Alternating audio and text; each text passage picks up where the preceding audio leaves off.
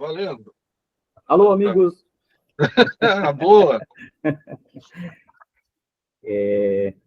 Bom, foi um exercício bem gostoso, né? Na verdade, ler o texto, porque é um tema que a gente já faz um tempo que eu não retomava nessa leitura e em algum momento parecia que ia ter algo novo, né? Dentro do texto, em outros parecia uma figurinha repetida, e aí eu fiquei com dúvidas, né? Se era em função da barreira linguística mesmo, né?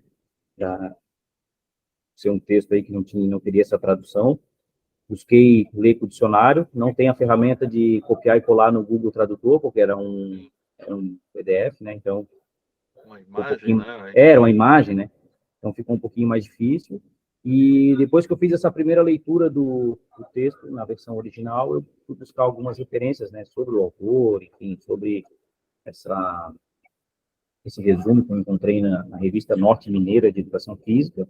Como eu até comentei com o Daniel antes de começarmos, né? O resumo ele é bem simples, né? Ele traz alguns recortes do próprio texto traduzidos, né? E praticamente nenhum comentário, né? É mais para dar mais um outro panorama geral sobre essas 7 características, né, distintivas do esporte que o autor traz.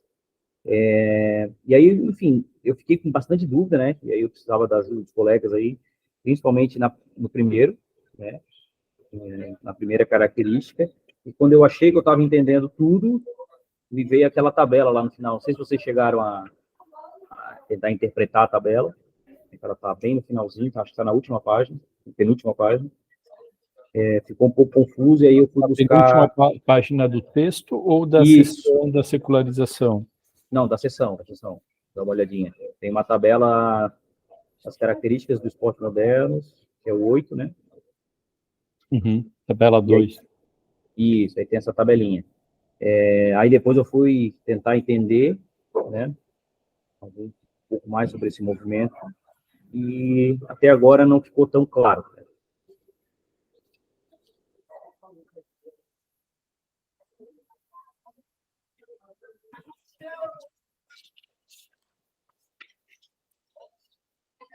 Não sei se para vocês eram temas novos, eu acredito que não, né? A sequência que ele apresenta,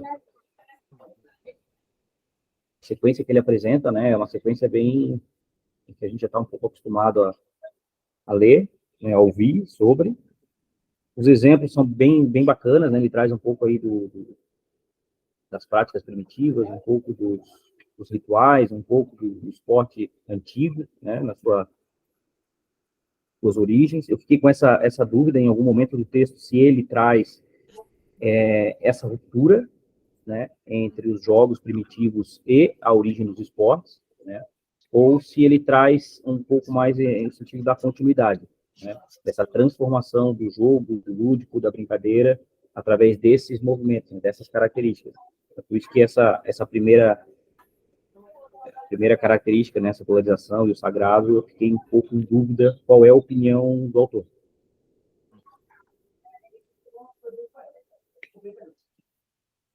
Eu não consegui ler as duas últimas, né? Mas, assim, não sei se é porque foi a minha experiência com o espanhol ano passado e também minhas viagens, né? Engraçado que o espanhol já cai mais fácil para mim, assim, né? Eu demorava mais para ler o texto uma vez e algumas palavras que eu ia para o dicionário, para o Google Tradutor, hoje em dia já... Né, isso é bom, né? Sim. Mas, assim, achei um texto muito legal e esse texto aqui, Lucas, se a gente pegar aí os autores da pedagogia do esporte, sociologia do esporte, como o livrinho do Walter Brache lá, uma introdução à sociologia do esporte, né? Tá aqui o material que sempre vai se referir como as 7 características do esporte moderno, né? Inclusive, eu fiquei pensando que tem um aluno que quer estudar, quer levar o videogame para o estágio, fazer... Eu fiquei pensando se, de repente, não dá para fazer um estudo pegando esse texto aqui, um estudo de monografia, e pensando nos jogos eletrônicos. Essas 7 características em relação aos jogos eletrônicos, né? E e aquela polêmica que teve no começo do ano pela Ana Moser, se os jogos eletrônicos são esportes ou não, né? Me parece que por essas características são, né? E que está agora no novo, né, no projeto aí de esporte, o e-sport né? É esporte, né? É esporte. Eu acho que ali a polêmica ali é que não é independente essa questão conceitual ali. A questão era o que o brasileiro está precisando de investimento é em projetos sociais, de lazer, etc. Os esportes não precisam de investimento federal, né? Hoje em dia os esportes têm mais dinheiro, mais lucro do que toda a indústria do entretenimento, me parece, né? Enfim, o que eu achei legal nesse texto, e eu posso, não sei se eu li errado, mas esse texto, embora ele tenha sido publicado em 2019, ele é de 78. Ele é de 78. E aí o que foi legal desse texto? Eu não conhecia, né? O que foi legal é ir na base, então, daquilo que os autores brasileiros, os nossos, da sociologia e coisa, sempre citaram. Eu nunca tinha lido, né? E aqui, né, talvez o Daniel, pela questão... O Daniel fez um curso bem melhor de ciências sociais do que eu, né? Sobrou para mim. A questão, e ele coloca ali, né, é que aqui a gente tem um texto que envolve uma sociologia histórica ou uma história sociológica. E aí eu lembro que eu fiz uma tese dentro da sociologia histórica, né? E aqui é legal isso, né? Claro que em 40 páginas, né? Não dá para dizer que ele é um historiador, etc. Mas aqui é interessante como ele lida tanto com aspectos historiográficos como também etnográficos, né? E talvez ali o que pegando, aproveitando a fala do Lucas, né? Eu não cheguei a ver a tabelinha, eu não cheguei ali nas duas últimas páginas, tá?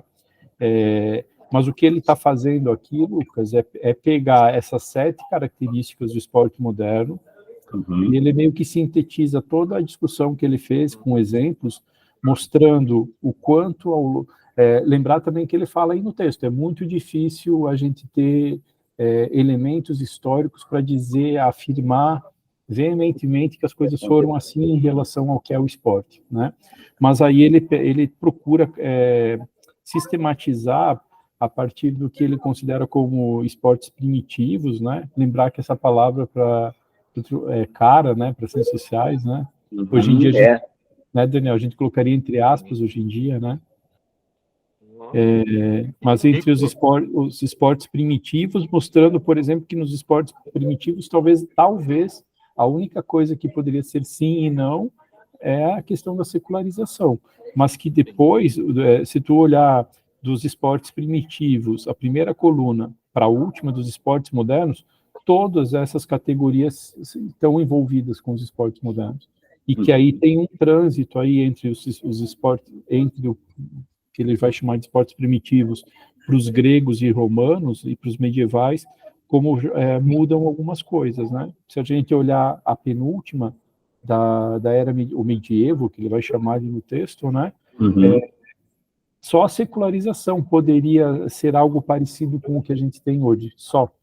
Todas as outras ainda não eram. Então, assim, tem uma transformação muito grande, e me parece que essa transformação, pelo que aparece no texto aí, é o século XIX, 1800. Ele vai dar o exemplo do basquete, né? Ele não surgiu de uma pelota, de alguma coisa. Não, ele foi criado. O vôlei, ninguém voleava, né? O vôlei foi criado, inclusive, para ser uma coisa não tão intensa como era para satisfazer os executivos, os empresários, etc., que não era para ser tão intenso corporalmente, e não ter tanto contato físico, né? E não ser intenso como o basquete, mas também ser algo como o tênis, uma rede. Aí eu lembro muito do Boltanski, né? Enfim, eu gostei bastante do texto, né? Acho que ele traz coisas bem interessantes aí, e o legal é isso, né? Embora seja um texto que a gente pode olhar o livro publicado em 2019, mas o texto é só uma republicação de 78, né? O ano que eu nasci, por sinal, 45 anos esse texto. Ele não é um texto que foi atualizado às discussões de 2019, né? É bem visível, né? Inclusive, nesse artigo que eu trago ali essa tradução, ele faz um pouco dessa crítica, não uma crítica, né, mas é o que falta, né, talvez numa versão revisada, é adicionar a questão mais da indústria cultural, do esporte hoje, como ele está hoje, né, e aí fica sempre aquela previsão, né, como que estaria a tabela na próxima era, né, digamos assim, que a gente já está entrando num movimento tá mais acelerado, né, e lendo aí, só voltando para esse primeiro ponto, Cris, aí tu vai poder me ajudar. Qual que é a minha dúvida dentro desse movimento? Se o autor entende, né, que aí foi talvez uma falta de tradução mesmo, né, do texto, minha, né, não, que não está traduzido, se ele entende que existe uma ruptura, né, nessa secularização ali, que é a primeira característica. Vou deixar na tabela, Daniel, acho que fica bem facinho de ver, se tem uma ruptura, né, desse sim e não na secularização do esporte primitivo, ou que ele considera que há resquícios desse jogo, né, dessas práticas corporais, desses rituais para a origem dos esportes. Porque eu entendia, pelo menos, né, a partir de outras leituras, que a sociologia defendia essa ruptura, né? Então, antes disso, era jogo, era religioso, era sagrado. E a minha interpretação, pelo menos dessa versão, é que o autor traz uma outra vertente, né, que há, sim, um resquício, né, para a origem dos esportes. Não sei se eu entendi errado, se eu traduzi errado, né? Eu posso só, né, aproveitar e fazer um comentário, porque essa pergunta do Lucas é muito pertinente, né? A leitura que faço, ou a busca, o Cris sabe que já faz um tempo provocado, até pelo Alexandre, já conversamos em outro momento, dessa questão. Ele diz, que há um tema aí no esporte muito caro e que merece né, ter um debate com mais atenção, que é a questão do ritual. Então, que é esse caráter religioso, né, a presença o que tem de cerimônia, então, ainda no esporte moderno.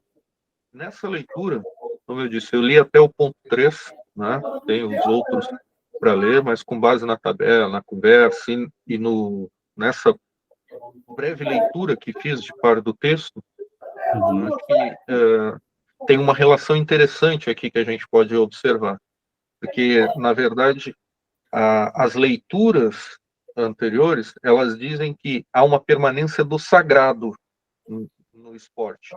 E, na verdade, aqui no que eles apresentam, que há uma permanência da secularização. Ele está constante no jogo. Então, seria um outro, né, um outro olhar.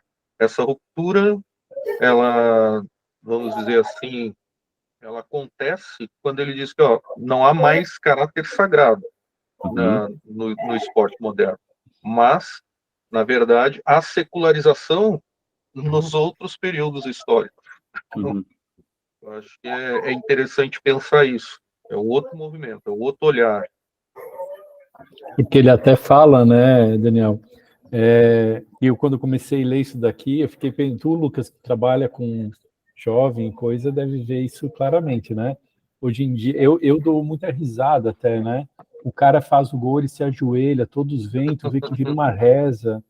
O cara fez um gol bonito, a primeira coisa, primeiramente, tem que louvar Deus. Dedo para cima. Aí a gente pode perguntar, acho que é isso que confunde a gente, né? Como assim a secularização, a não ausência do sagrado nas manifestações, se a gente vê os caras fazendo, sim, mas o Deus ali é só um meio, porque o que vale para ele é a fama, é o dinheiro, é o que vem, é o fim, né?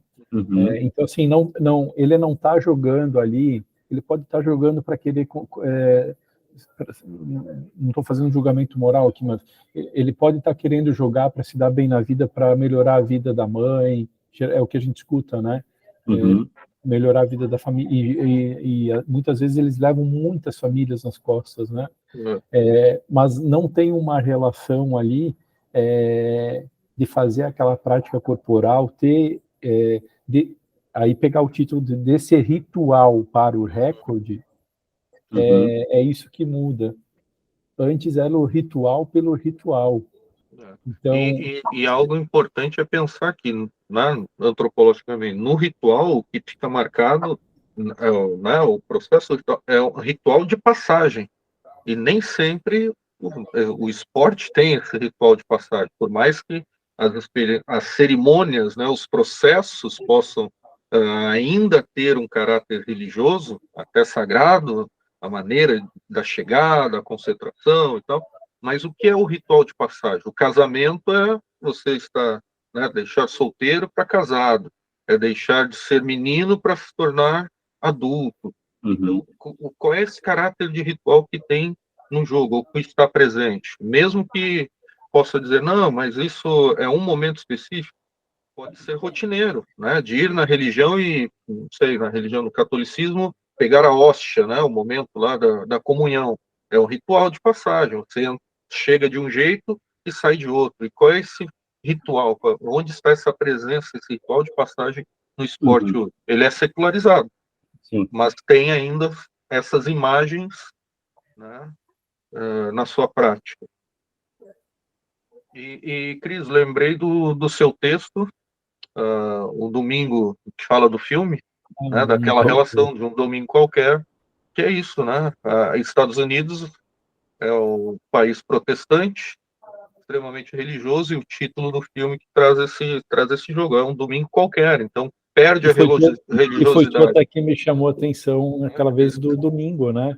Esse sabá não existe mais, é um domingo qualquer. Então eu fiquei pensando nessa relação enquanto lia o texto, nesse sentido de secularização. O sagrado deixa, é uma prática, e transforma o domingo, que seria o dia de descanso, o dia sagrado né, da religião cristã, protestante, em um dia qualquer. Então, né, essa relação. E geralmente num dia que tu consome essa prática feita por alguém. Sim. Né? Alguém pode dizer assim, tá, mas a gente escuta isso muito em programa esportivo. Mas tem o ritual de ir ao estádio, né? De beber, de comer o espetinho, de torcer, de extravasar, né? Mas que ritual é esse, né? Você não faz isso no cinema, no teatro, na quermesse? Não, na quermesse já tem um sentido religioso, mas né? Em outros espaços. Eu vi não li muito a respeito, mas eu comprei o livro do Byung-Chul Han, né? Eu já li A Sociedade do Cansaço, eu li muitos ensaios dele na pandemia, acho que ele foi o filósofo que entendeu a relação da filosofia com a pandemia, né? E eu comprei o livro Infocracia, só que é pequenininho, achei que eu ia ler em uma viagem de avião, eu não consigo ler. E ele eu li a introdução, né? E na introdução ele vai falar dessa questão das tecnologias, e aí eu lembrei muito do livrinho dele hoje também, sobre esse primeiro ponto, que ele vai dizer que as nossas sociedades, elas estão assim hoje em dia, porque a gente não tem mais ritualização.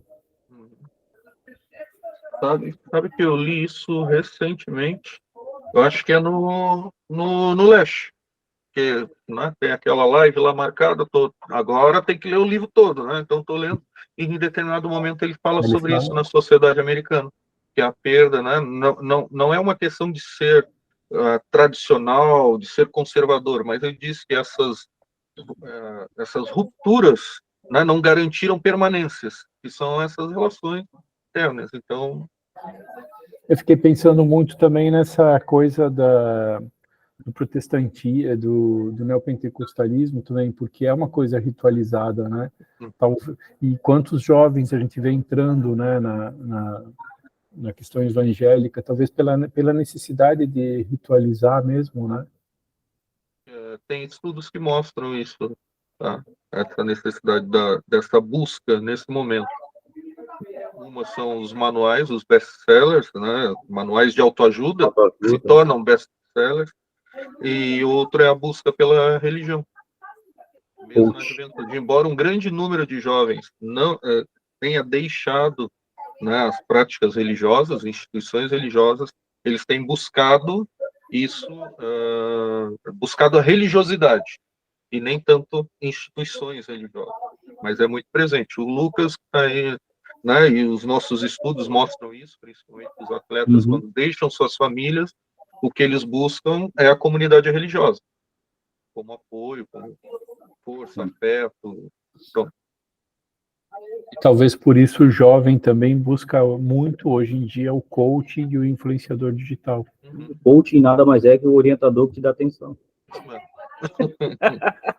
E que mostra que supostamente fazendo determinadas coisas terá sucesso. Não, senhor, para aí, não vamos fazer essas comparações. Tô brincando. Porque, não, olha só, porque eu gostaria de ser, então, um coach, porque, assim, a diferença é que o orientador não ganha dinheiro do aluno orientado, o coach ganha. Bom, mas o coach também só diz o que você As quer coisas ouvir, boas, né? exatamente. O orientador diz, opa, não é bem assim, ó, dá uma olhadinha. Vai para o outro lado, o coach diz, não, vai. Abrindo esse parênteses, vocês devem ter visto a reportagem daquele coach que levou os caras, né? Ano passado levou para a montanha e se perderam, e agora, recentemente, ele fez o cara correr uma maratona e o cara morreu, né? Nessa coisa do incentivo, de vai lá, você pode, você tem que fazer. O cara não tinha preparo, não tinha... Morreu no percurso. Não sei se vocês viram hoje, né? Só a sessão fofoca. Tem uma brasileira que é professora em Portugal e ela andou fazendo um vídeo no TikTok dando aula para crianças portuguesas. Acho que pegaram pesado com ela pelo... Não tem coisa tão forte assim, mas demitiram ela e tal. Tudo é polêmico hoje em dia, né? Nas redes sociais, né? E ela botou a câmera de frente para ela, perguntando o que as criancinhas portuguesas, qual que é a representação social para aquelas crianças do Brasil. Tá, e umas falam, tem muito ladrão. E ela, nossa, ladrão, mas ladrão tem tem muita corrupção e coisa.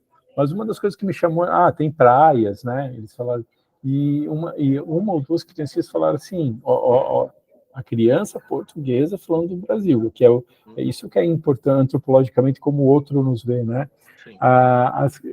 As crianças pegaram e falaram assim, tem muito... ela até perguntou, o que tu falou? Tubers. Ele fala, tubers. Hã? YouTubers. Ou seja, uma criança portuguesa olha para a nossa cultura e sabe que aqui tem uma quantidade de youtuber, de influenciador, que em outro país não tem. Então, assim,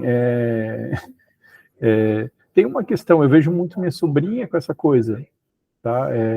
Por mais que a gente tenta controlar e conversar, tem dias que ela diz assim, eu não vou saber o nome do jogo.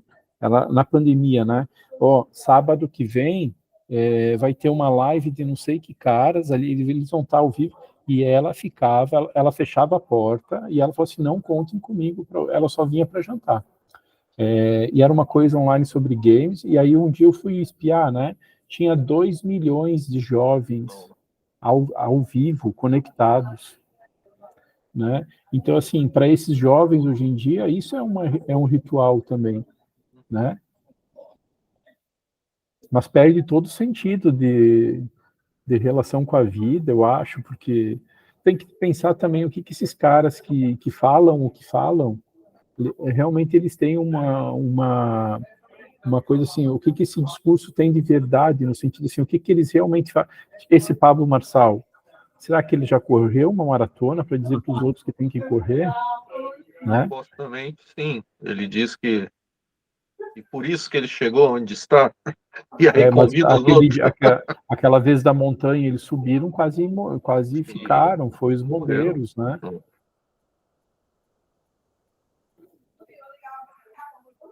E de alguma maneira, gente, só a gente vê, né? Não sei se vocês reparam, eu assisto bastante futebol. O Lucas aí pode me corrigir, né? Que tem técnica sobre isso, né? Que conhece por dentro, né? É uma lástima ver os comentaristas de futebol hoje em dia da Globo e da Sport TV, né? De alguma maneira eles também, assim, quando tu pega o Caio e o Roger, eles falam só, sei lá, eu ficava olhando uns outros que foram demitidos, ou que saíram, etc. Eles falavam mais sobre a dinâmica do jogo, né? Mas aí, Cris, uma vez a gente teve uma uma palestra com o Faraco aqui, né? E foi feita essa pergunta, né? Sei. E por que a língua, por que é tratado dessa forma, né? Que é da mídia vai saber melhor do que eu.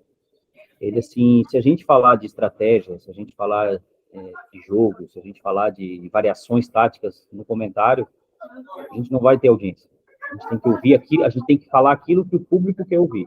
Se vocês assistirem a minha fala, né, ele se defendeu, né? A minha fala em televisão aberta é uma, a minha fala, se eu for para a ESPN, se eu for para o Fox Sports, vai ser outra. Então, eu pensei, poxa, isso faz um pouco de sentido, né? Porque realmente, cara, tu assiste o jogo ali, é terrível, né? Terrível. Os comentários são os piores possíveis, né? E resgatando então a fala do Cris, né, que conversávamos ali brevemente sobre semiformação, é isso, né? Para as massas. Sim. Posso dar 2 exemplos bem rápidos. Um dia vendo o jogo do Grêmio Irmão e Colorado, né? Vendo um domingo. E eu falando, nossa, o Grêmio merece perder, né? Tá jogando mal, não sei, mas tu não é gremista? Eu falei, não, eu sou gremista, mas eu consigo analisar um jogo, não, obviamente não por tática. Por exemplo, o último Grenal era para o Inter ter ganhado. Se existe justiça, o Inter estava lá, ia lá, batia, o Grêmio se defendia, não encaixava, mas foi lá e fez o gol. Quando faz um gol no Grenal, desestabiliza. A gente sabe que é assim, né? E aí eu falei para o meu irmão assim, Lavo, repara como quando qualquer um da RBS ou da Globo vai falar do Renato, nunca tem crítica ao Renato. Uhum. Porque assim, eu não sei, eu estou muito cabreiro com isso. Eu gostava muito do Roger, eu gostava de ouvir o Roger falando, né?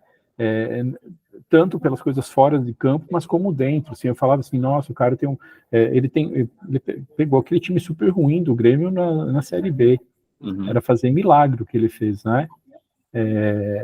E aí, assim, tu escutava ele falando, olha, ele conseguia olhar para o adversário e reconhecer o mérito do adversário e falar sobre a equipe dele, onde ele tinha dificuldade, o que ele ia tentar fazer, etc. Sempre que ele falava, vinha críticas para ele. E ele é um cara inteligente, né? O Renato pode falar abobrinhas, tu só vai ver elogios ao Renato. Uhum. Comecem a reparar. Sim. Comecem a reparar. É a mesma coisa do Mano hoje no Inter, a imprensa tem um... Contra ele, né? Nesse sentido. Não, a favor, porque eles não batem como deveriam. Ele vai lá, fala e... Mas até o Grenal, eles estavam fazendo como o Inter perdeu, e tem aquela coisa da gangorra. Ali no Grenal, eles tentaram tirar o Mano, né? Era claro que eu estava ali no Rio Grande do Sul, né? Parecia que eu falei, ó, a RBS querendo tirar o Mano, né? Isso é um exemplo. E o outro exemplo, eu vi isso ontem de noite, porque eu acompanhei um pouco, né? Enquanto eu jantava. Jogos do Flamengo. Não estou aqui bestializando a torcida do Flamengo, nada com, mas é incrível ver. A Dani vai assistir esse vídeo, então Dani, né? Isso. Pode me corrigir. Depois que eu vi o Cristiano Ronaldo deitado com as unhas pintadas de preto no pé, eu ia até mandar para a Dani, mas nem mandei para ela não brigar comigo. Vamos ver se ela vai assistir. Se ela não comentar nada, ela não assistiu. Ela foi provocada. Mas a outra coisa é com a torcida do Flamengo, né? Ontem eu vi, assim, é incrível, né? E aí tem a ver isso que o Faraco falou, né, Lucas? Cria um suspense contra aquele time, Alcas, né? Dava pena ver aquele time jogar. Era para ter virado, acho que deu 3-0 no primeiro, era para ter terminado 6-0, 8-0, né? Tu só vê elogios, assim, porque é a massa assistindo, eles sabem quem, em geral, é o torcedor do Flamengo, aí na TV aberta, na Globo, né, na quarta de noite, que em geral as pessoas sabem que futebol é quarta, sábado e domingo. Horário nobre para o futebol. Exato, e aí é o clube de maior torcida, né? Então tu tem que ser aquela transmissão mediana, né? Mas enfim, parece que a gente está saindo aqui. É que eu acho que daria para... Eu sempre disse que se fosse atualizar esse quadro das características do esporte, talvez a palavrinha, a categoria que entrasse ali seria espetacularização. Espetacularização. Mas aí a pergunta é, essa espetacularização, em quais colunas aqui ela caberia? No Bom, sim, não. No sim, não. O que você colocaria de sim, não? aí eu vou lembrar textos que a gente leu quando eu estava no doutorado aí, daquele texto das arquibancadas do Vigarello, que é um historiador, né? Vocês lembram que a gente leu? O Daniel, daqueles dias ele aparece com um texto aí, Lucas, na Ludopédio. Pô, ficou grande, que isso? Espetacularização, que se vocês lembrarem aqui, a gente leu 2 textos do Vigarello. Um eu lembro que era o Treinar, e o treinar, se vocês lembrarem do que vocês conseguiram ler para esse texto de hoje, ele poderia aparecer tanto na especialização como na racionalização aqui, tá? Deixa eu ver aqui, ó, eu tenho anotado aqui, ó, o treinar, tá naquele livro do História do Corpo, né? Ó, que bom ter o fichamento, tá? E o outro texto que eu acho que, Daniel, daria sim para fazer esse exercício, claro que teria que ler coisas mais de história, né? Mas está no texto do Vigarello também, a gente leu dia 9 de junho de 2016, é o texto chamado Estádios, o espetáculo esportivo das arquibancadas às telas. Veja como tem a ver com essa da espetacularização. Está no livro também da História do Corpo. Nesse texto aí, se vocês lembrarem, o Vigarello vai trazer relatos de como existiam as pessoas que iam assistir nos muros, tinha as arquibancadas, o Coliseu, né? Se tu pegar aqui, pegar o que a gente mais conhece, já dá para colocar sim e não aqui nos repórteres romanos. Sim, tinha espetacularização. Bom, tá ali o Coliseu de Roma até hoje, um dos pontos, acho que o ponto turístico mais famoso da Itália, né? E se eu não estou enganado, o Vigarello vai dizer que nos esportes gregos também tinha. Eu não lembro direito quem que ele falava que assistia. E se vocês concordarem comigo, dá para pensar a cultura asteca e maia como primitivo aqui? Dá, né? Sim. Então dá sim, porque assim, no meio da pandemia eu estava na Cidade do México, no dia que eu cheguei lá, eu fui no Museu Nacional de Antropologia, que é para ir para passar o dia, para ficar. Eu tomei café lá e almocei lá para tentar ver tudo. E lá tem isso que ele fala no texto da pelota, dos astecas, da cabeça. Eu fui lá no México, eu fui Tu foi nesse estádio. museu? Não, eu fui num estádio. Foi no estádio. Putz, eu não lembro onde é que era a cidade agora. Mas era uma Arena Maia, perto de Chichén Itzá. Isso. Sensacional.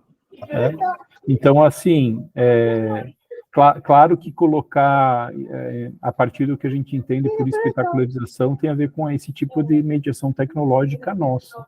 Mas se a gente entender a assistência presencial ao estádio como também visualização do espetáculo, sim, Daniel, dá para fazer sim. Legal. Então, bom, no moderno eu não vou nem perguntar, né? Aí vocês vão dizer assim, né? Eu lembro que quando eu estava aí a gente tinha depois, né, Daniel? Eu, tu e a Carol, a gente fez aquele dossiê. Isso seria legal de um grupo de estudos também pensar, não que a proposta seja essa, mas pensar a partir de um texto, a construção de um texto que atualiza ou que lança uma polêmica. Aqui estaria uma polêmica, entendeu? Bacana, muito interessante. Talvez medieval. Essa categoria, né, que o Cris traz aí, ela está negligenciada, né, nos principais textos, né? Então, realmente é bem interessante. Ou é o que faz, vamos trazer de novo, o que faz essa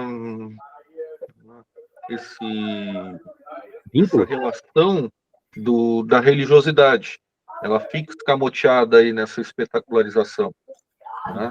De como movimenta o grupo, como as pessoas se engajavam, né? A expressão nossa hoje, como que elas se engajavam nessas grandes cerimônias, nesses jogos. Talvez fica ali, seria importante, né? Tirar ela dessa relação. Então, Legal, tá, mas e no medievo? Sim. Bom, olha só, fichamento aqui do Vigarello do texto dos estádios, né?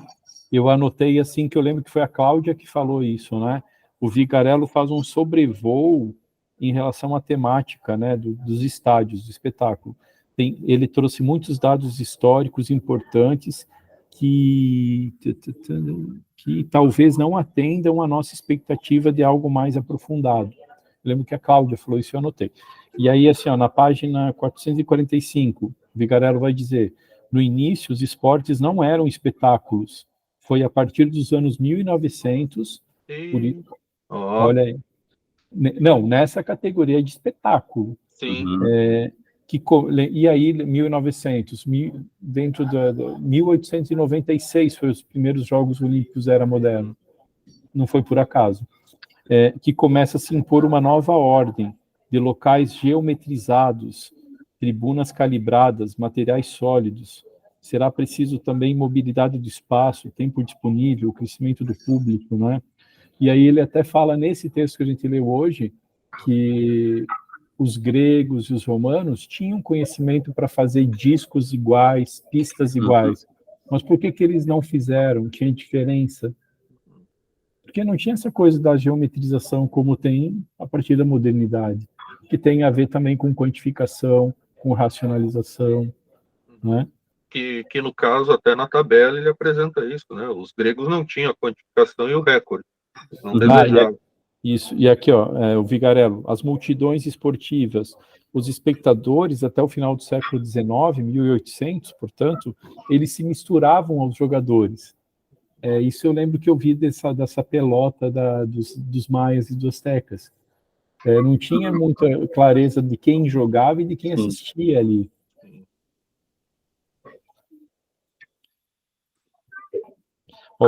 O espetáculo vai se apoderar do esporte quase sem que este o queira. Não sei se o esporte não queria, né? O esporte precisa. Hoje a gente não consegue pensar o esporte sem espetáculo, né? Mas, enfim, acho que a gente tem até outros textos para pensar nessa provocação aí, né? Legal. Gostei. Já valeu a noite de estudo aqui só para essa provocação aí. Tá, mas no medievo, vão colocar sim ou não vão? Eu colocaria sim. Tá bom. Aí eu colocaria um ponto de interrogação. Cavalarias, os soldados que se enfrentavam e toda aquela... É um sim, não aqui então? Eu colocaria um ponto de interrogação aí. O Vigarello falando. Fato é que o esporte elabora, no final do século XIX, uma coerência de representações totalmente novas, um repertório de atos e símbolos onde se reflete, ou mesmo com ele, se identifica o imaginário coletivo. E aí ele vai falar da questão da narração, do drama, da imprensa, da publicidade, da relação esporte-política, da televisão, enfim. Acho que dá um caldinho bom isso daí, viu? Porque nessa relação da espetacularização, e, claro, como a gente já falou, dando esse destaque da religião, sempre traz isso dessa formação do mito, do ídolo, né? E quando a gente separa a espetacularização, parece, né, dar vamos lá, ser uma embalagem, um embrulho melhor para dar esse destaque nesse sentido. Da formação dos ídolos, do reconhecimento. Eu confesso que eu teria que ler mais sobre a Idade Média e a questão do esporte, né? Mas o Lucas falou aí dos lutadores, né, da sociedade corte. Aí talvez daria para pegar o próprio Elias, né? A sociedade cortesã, até porque no processo civilizador é ali que o Elias faz o corte, não é? Da sociedade medieval para... Sim.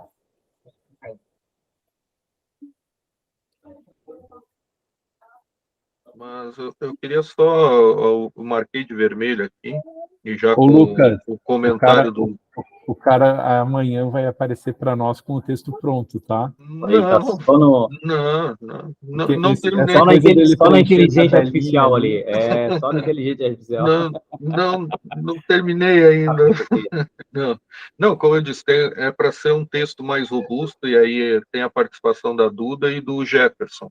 Né? Não sei se conhece o Jefferson Virgílio, que é antropólogo ali e tal, que é a provocação daquele outro texto, desse último texto do racismo, canibalismo, e aí falar sobre. Mas, sim, vai ser um texto que a gente, né, já levei para a pauta, precisamos estudar, debater ele, mas não vem nesse ponto. Mas a partir da fala do Lucas, né, dessa processo de ruptura, eu marquei ali para vocês, né, ou pelo menos dei o destaque em vermelho, que podemos ver que o esporte ali grego, né, ele só não tem a quantificação e o recorde, embora seja assim não, mas, né, os que estão realmente como negativa. Nos romanos já tem quantificação. Aí nós temos sim uma mudança na Idade Medieval e depois na Idade Moderna, aí sim tudo, né? Pleno. Que na verdade podemos dizer ao acréscimo do recorde, se trouxer esse olhar aí o comparativo entre romanos e modernos. Uhum. Eu tenho dois parênteses aqui na quantificação e no recorde, só que me fez lembrar, na verdade, né? A quantificação, os novos esportes olímpicos, né? Que eram práticas até então, né? Práticas corporais ou práticas naturais, enfim. E aí eu coloquei aqui break dance, né? Esportes na natureza, né? Que passam a ser quantificados e para poder se enquadrar, né? No esporte olímpico. Eu fiquei pensando se algum dia a gente vai ver a capoeira enquanto esporte olímpico. Né? A questão do recorde, né? Inclusive traz ali dentro do texto essa ideia, recorde, naturalmente, né? Essa ideia de progresso, né? De superação e do limite. Né? Se existe um limite, né? Para esses recordes e quando se atingir esses limites, né? O que vai ser feito? Né? Serão os novos... o quanto que a tecnologia vai fazer isso ser modificado, né? Acho que são dois questionamentos assim que ficaram na minha cabeça nessa fase final aí do texto. É também esse debate do próprio Alexandre ali, o pessoal no núcleo faz com a questão do doping, né? Então vai ser um momento que vai ser liberado para que esses recordes sejam pulverizados de vez. Tiveram um tempo ali naquelas super roupas, né, dos nadadores, que depois foi vetado, né? Enfim, eu não me lembro se esses recordes acabaram sendo anulados, esses tempos, né, foram anulados, eu não me lembro. Mas, enfim, tem uma série de fatores aí que a gente está vivendo, né? Toda a Olimpíada, né, todo o Campeonato Mundial, a gente vive algo novo. Ou mesmo a questão né, dos atletas com deficiência, né, e suas próteses. Enquanto que essas próteses, né, poderão ser ainda mais desenvolvidas para né, nessa busca do recorde, possa superar os limites humanos. Até porque, vamos lembrar, a gente tem um texto do Pistorius, né? Um deficiente eficiente, está na Revista Brasileira de Ciências do Esporte, que é o Pistorius. Ele foi negaram a possibilidade, ele como deficiente queria competir nos Jogos Olímpicos não normais, vamos usar esse termo, né? Por quê?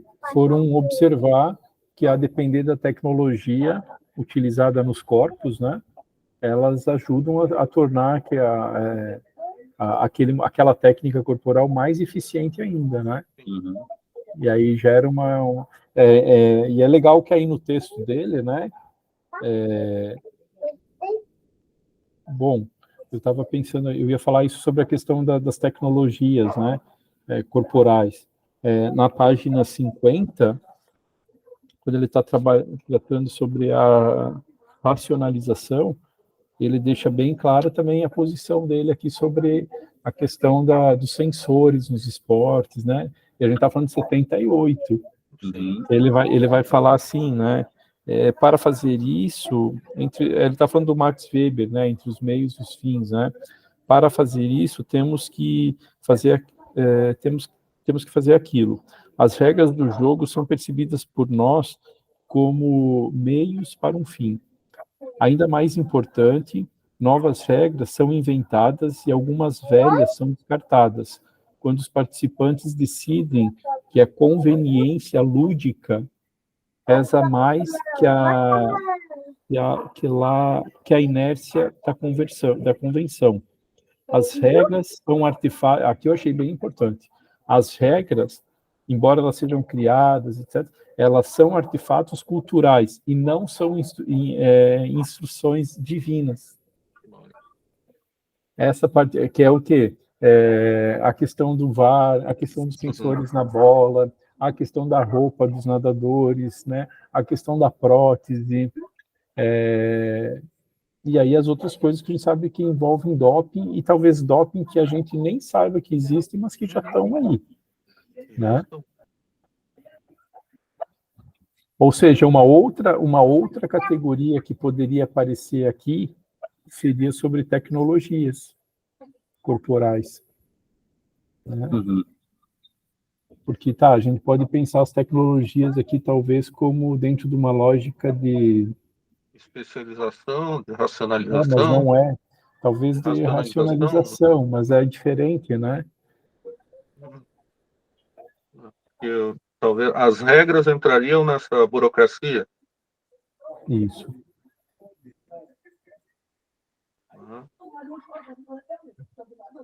Mas, enfim, vejam como é possível, sim, atualizar esse quadro aí a partir... Agora, é legal que o cara escreveu isso em 78, Sim. né? E o VAR é quando? O VAR começou essa discussão aí para valer 2019, 2020, né? Uhum.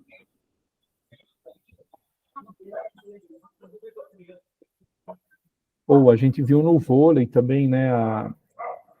Tipo, eu não sei, tem outro nome no vôlei, né? Hoje em dia no vôlei já é mais rápido quando aparece a imagem da... Sim, agora não estão usando mais os juízes de linha, né? O juiz usa o tablet. Não sei se vocês estão acompanhando a Liga, né, das Nações. Não. É VNL, né? Vôlei Nation League. E não tem mais juiz de linha. O juiz tem um tablet e já é praticamente automático. No final do lance ele já recebe a imagem se foi dentro ou fora. Então não tem mais o desafio de dentro ou fora. Agora é só toque na rede, bloqueio e tal, porque já tem essa ferramenta disponível para o juiz ali. Então.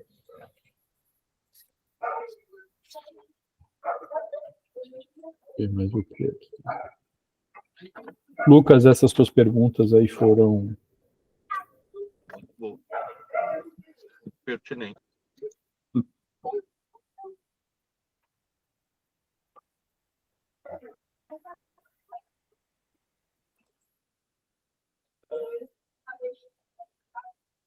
Bom, o que mais, pessoal? Que outra observação você fez? Acho que ele traz uma coisa que está bastante atual hoje em dia. Ele está falando ainda sobre a primeira categoria, né? O sagrado e o secular. Deixa eu só ver para não falar errado. Tá depois daquela... agora não sei bem certinho. Ele fala em vários momentos, que ele já vai trazer a questão da exclusão também dentro do esporte. Que se dá pela questão da raça. É na igualdade, né? 92. Ele não vai falar... Isso, igualdade. Ele não vai falar da questão gênero, porque em 78 não se fala... Não estava dado. Né? Mas ele vai falar dos sexos, né? E aí ele vai mostrar que mesmo na relação de raça e mulheres, os negros eram mais iguais ainda no esporte do que as mulheres, dentro dessas práticas esportivas, digamos assim, né? E ele também traz a questão da distinção de classes sociais ali. São essas três exclusões que ele vê que não é tão igual assim, né?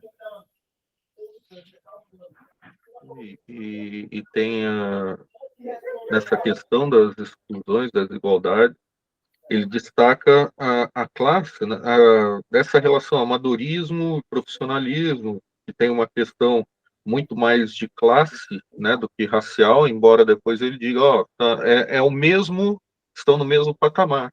E a tese ali, o trabalho do Antônio Jorge sobre racismo é isso, né, de questionar lá em 1900, 1920, toda aquela situação com o Vasco, no Rio, que para ele, ou pelo menos naquele momento, 25 anos atrás, a relação era muito mais disso, do amadorismo, né, de uma questão de classe, e não racial naquele momento.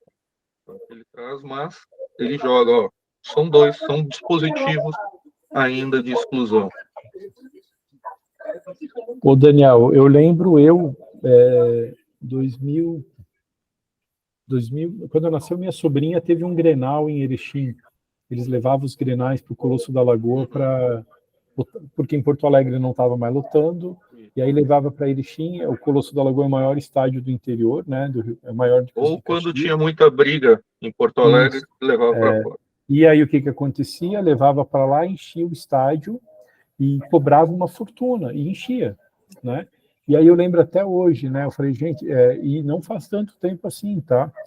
E revelo, mesmo sendo gravado aqui, né? Que é o quanto a gente não se dá conta das coisas, né?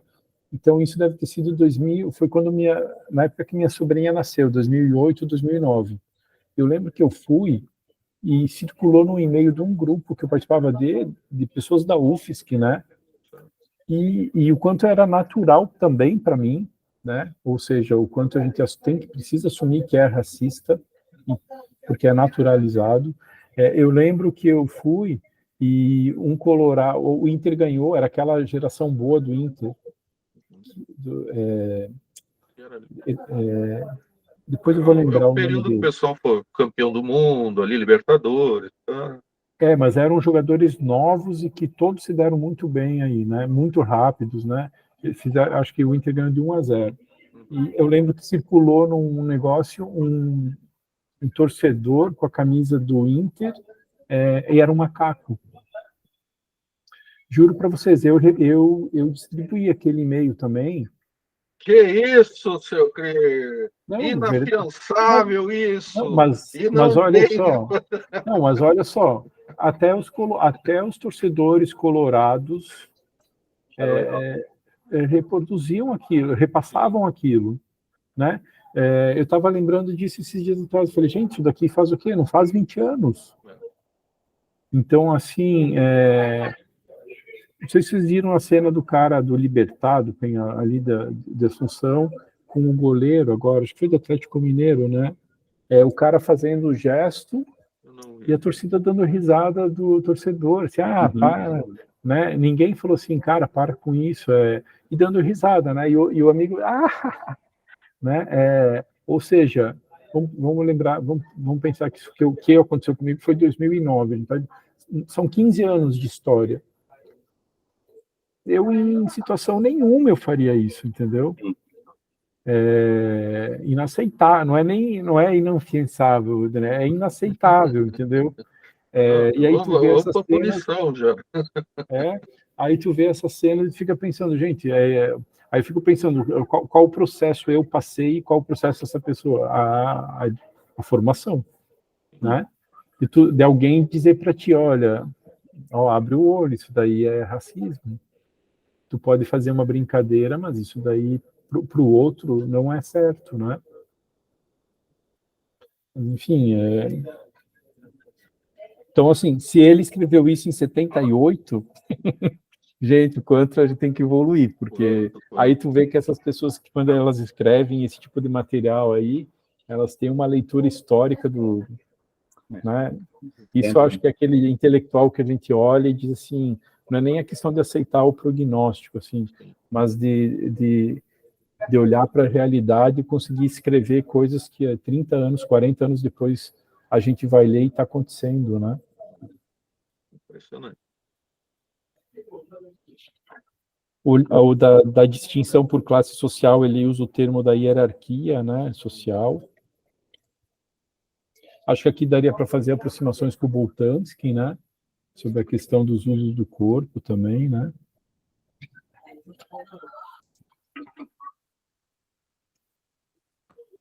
Aparece também das mulheres conservadoras, eu botei ali do ladinho dominação masculina, né? Já lembrou do Bourdieu, tá vendo? Mas na é página 43, ele fala assim, ó, havia mulheres, ainda na década de 1890, determinadas a desafiar as convenções de feminilidade e a promover o esporte competitivo para mulheres. Porém, as treinadoras e as administradoras dos esportes femininos estavam frequentemente entre os críticos mais agudos da participação feminina nas disputas reais. Ou seja, essas pessoas que estão nos estratos superiores, mesmo sendo mulheres que dominavam a administração do campo, elas também eram conservadoras, eram machistas, né?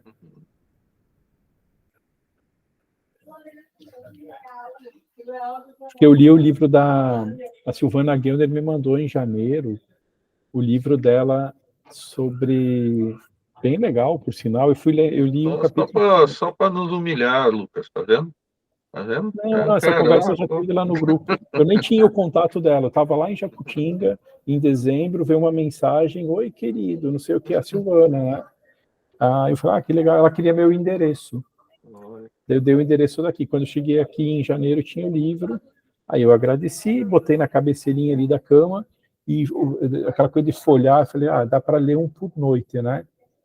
Juro para vocês, é muito difícil eu fazer o que eu fiz. Em 2 semanas eu li o livro toda noite, assim, terminei.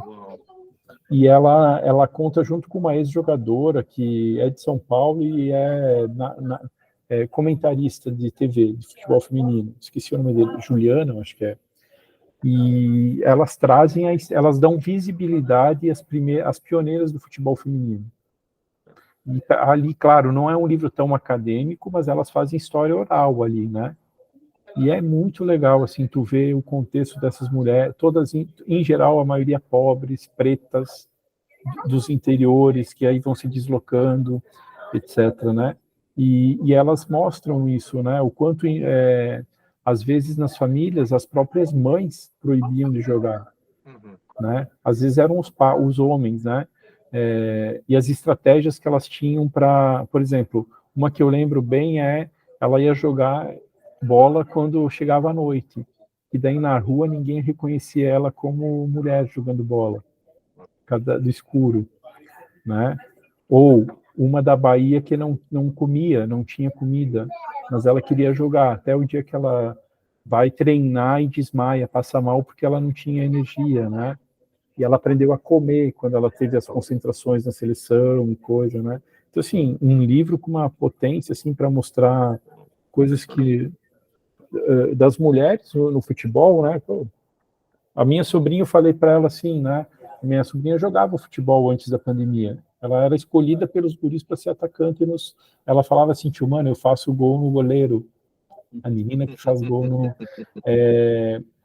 Claro, tinha na cidade tinha uma professora um dia que no mercado falou assim para minha irmã ficou pensando, tua filha parece um gurizinho, né? Minha irmã até hoje tem ódio, né? Não tem nada a ver com a questão da orientação sexual, né?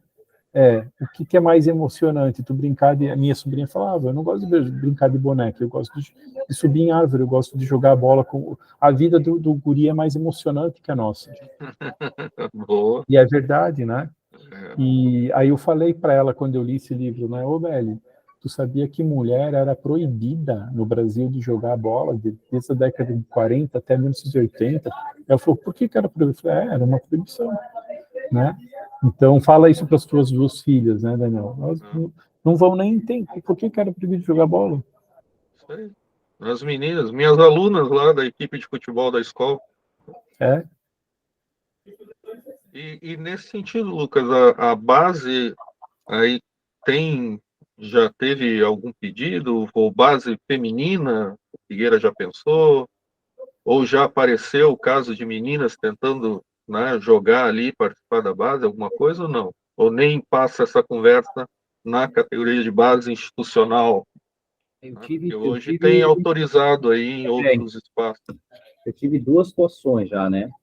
Uma quando eu estava no Havaí ainda, que apareceu a menina, né, a Natália, que virou garota propaganda aí, tudo, né? Porque o pai dela é envolvido, né, com a mídia esportiva, e a menina realmente é muito boa, né? Então ela jogou, acredito ali, sub-9, sub-10, sub-11, até ela jogou junto com os meninos, né, do Avaí, aí depois ela acabou indo para São Paulo. E no Figueirense, tem o feminino em parceria com o Paula Ramos, né? Só tem o futebol 7. É claro, uma questão financeira do clube hoje não consegue abraçar um novo projeto, né? Mas quando a gente realiza as clínicas, né, que são as avaliações abertas, volta e meia, né? Eu sigo ali eu olho no Instagram o pessoal comentando e sempre tem alguém que pergunta, né?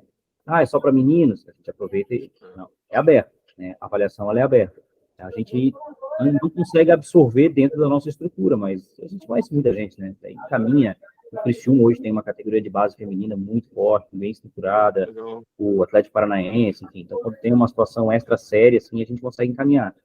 Mas um projeto do clube ainda não tem braço para isso. Uhum. Não, legal. Bom saber.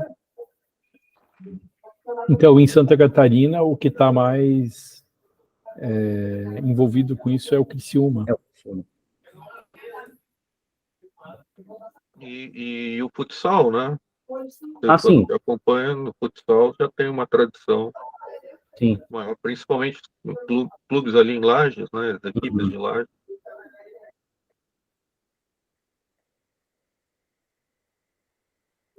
Bom, meus povo, amigos, eu vou pedir licença para vocês, que a minha pequena já está a milhão.